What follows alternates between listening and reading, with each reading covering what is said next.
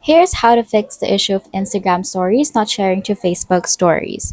First thing that you're going to do is to go to your Instagram stories by clicking on your profile icon at the top of the bottom right corner of your screen, and then go to your account center and then confirm that your Facebook account is still linked by clicking on sharing across profiles, or just by clicking on profiles right here and just make sure that it is linked to a Facebook account. Sometimes the connection expires and needs to be relinked. Now, if the link is still active but your stories still aren't syncing, check your story settings by going again, go to sharing cross profiles, and then under story sharing, make sure the toggle for sharing to Facebook is on. So let's just choose an account that we want to share from, and then we can see here that we can share to Facebook story, Facebook post. And if you want to share it to Facebook Reels as well, you can set that up.